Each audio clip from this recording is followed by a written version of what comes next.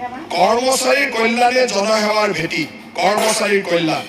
মাননীয় অধ্যক্ষ মহোদয়, আমাৰ চৰকাৰৰ কৰ্মচাৰীসকলৰ কল্যাণৰ বাবে দায়বদ্ধ। বিত্তীয় শৃংখলা বজাই ৰাখি ন্যায্য বেতন নিশ্চিত কৰাৰ বাবে আমি ৮ম ৰাজ্যিক দৰমহা আয়োগ গঠন কৰিছোঁ।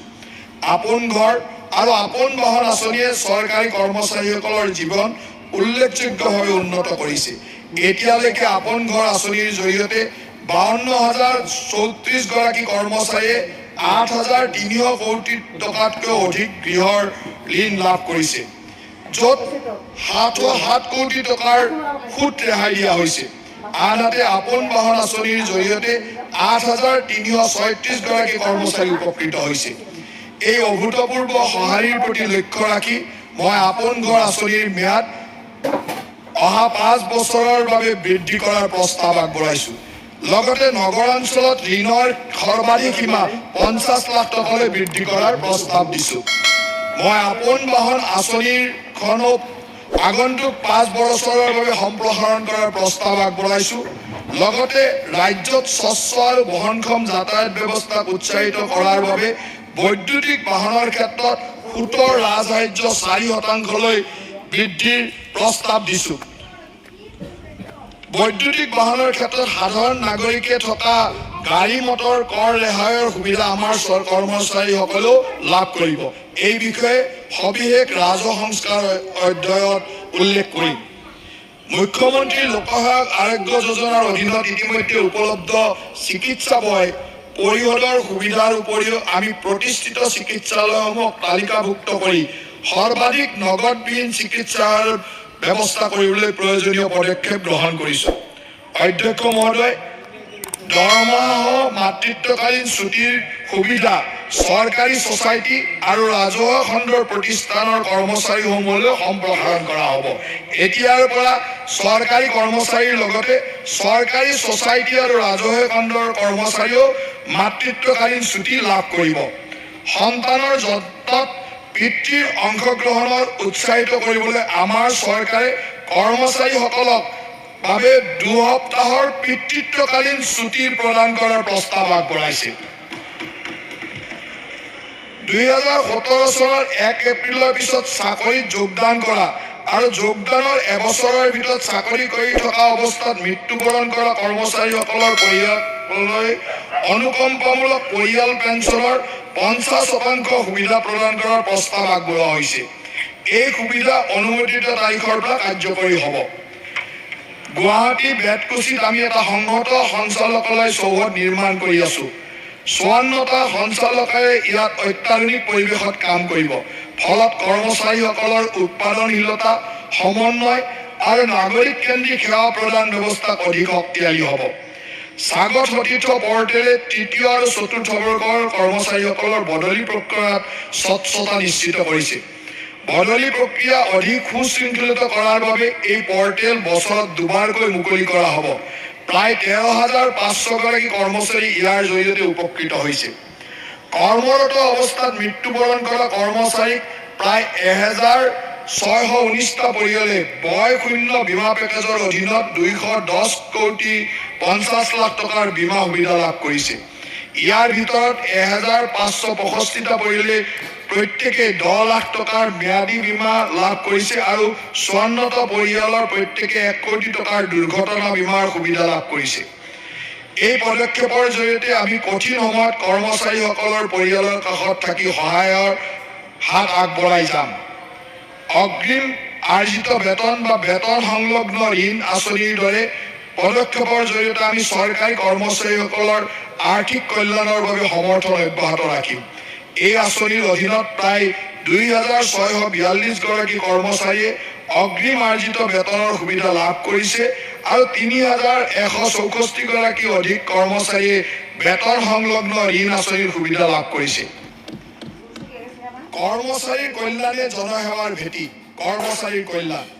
মাননীয় অধ্যক্ষ মহোদয়, আমাৰ চৰকাৰৰ কৰ্মচাৰীসকলৰ কল্যাণৰ বাবে দায়বদ্ধ। বিত্তীয় শৃংখলা বজাই ৰাখি ন্যায্য বেতন নিশ্চিত কৰাৰ বাবে আমি ৮ম ৰাজ্যিক দৰমহা আয়োগ গঠন কৰিছোঁ। আপোন ঘৰ আৰু আপোন বাহন আঁচনিয়ে চৰকাৰী কৰ্মচাৰীসকলৰ জীৱন উল্লেখযোগ্যভাৱে উন্নত কৰিছে। এতিয়ালৈকে আপোন ঘৰ আঁচনিৰ জৰিয়তে 52,034 গৰাকী কৰ্মচাৰীয়ে 8,300 কোটি টকাতকৈ অধিক গৃহৰ ঋণ লাভ কৰিছে, য'ত 7 কোটি টকাৰ সুত ৰেহাই দিয়া হৈছে। আনহাতে আপোন বাহন আঁচনিৰ জৰিয়তে 8,336 গৰাকী কৰ্মচাৰী উপকৃত হৈছে। এই অভূতপূৰ্ব সঁহাৰিৰ প্ৰতি লক্ষ্য ৰাখি মই আপোন ঘৰ আঁচনিৰ ম্যাদ অহা 5 বছৰৰ বাবে বৃদ্ধি কৰাৰ প্ৰস্তাৱ আগবঢ়াইছো। লগতে নগৰাঞ্চলত ঋণৰ সৰ্বাধিক সীমা 50 লাখ টকালৈ বৃদ্ধি কৰাৰ প্ৰস্তাৱ দিছো। মই আপোন বাহন আঁচনিখনো আগন্তুক 5 বছৰৰ বাবে সম্প্ৰসাৰণ কৰাৰ প্ৰস্তাৱ আগবঢ়াইছো। লগতে ৰাজ্যত স্বচ্ছ আৰু বহনক্ষম যাতায়াত ব্যৱস্থাক উৎসাহিত কৰাৰ বাবে বৈদ্যুতিক বাহনৰ ক্ষেত্ৰত সুতৰ ৰাজসাহায্য 4% বৃদ্ধিৰ প্ৰস্তাৱ দিছো। বৈদ্যুতিক বাহনৰ ক্ষেত্ৰত সাধাৰণ নাগৰিকে থকা গাড়ী মটৰ কৰ ৰেহাইৰ সুবিধা আমাৰ কৰ্মচাৰীসকলেও লাভ কৰিব। এই বিষয়ে সবিশেষ ৰাজহ সংস্কাৰ অধ্যায়ত উল্লেখ কৰিম। মুখ্যমন্ত্ৰী লোকসহায়ক আৰোগ্য যোজনাৰ অধীনত ইতিমধ্যে উপলব্ধ চিকিৎসা ব্যয় পৰিশোধৰ সুবিধাৰ উপৰিও আমি প্ৰতিষ্ঠিত চিকিৎসালয়সমূহক তালিকাভুক্ত কৰি সৰ্বাধিক নগদবিহীন চিকিৎসাৰ ব্যৱস্থা কৰিবলৈ প্ৰয়োজনীয় পদক্ষেপ গ্ৰহণ কৰিছো। অধ্যক্ষ মহোদয়, দৰমহাসহ মাতৃত্বকালীন ছুটিৰ সুবিধা চৰকাৰী ছ'চাইটি আৰু ৰাজহুৱা খণ্ডৰ প্ৰতিষ্ঠানৰ কৰ্মচাৰীসমূহলৈ সম্প্ৰসাৰণ কৰা হ'ব। এতিয়াৰ পৰা চৰকাৰী কৰ্মচাৰীৰ লগতে চৰকাৰী ছ'চাইটি আৰু ৰাজহুৱা খণ্ডৰ কৰ্মচাৰীয়েও মাতৃত্বকালীন ছুটি লাভ কৰিব। সন্তানৰ যত্নত পিতৃৰ অংশগ্ৰহণৰ উৎসাহিত কৰিবলৈ আমাৰ চৰকাৰে কৰ্মচাৰীসকলক বাবে 2 সপ্তাহৰ পিতৃত্বকালীন ছুটি প্ৰদান কৰাৰ প্ৰস্তাৱ আগবঢ়াইছে।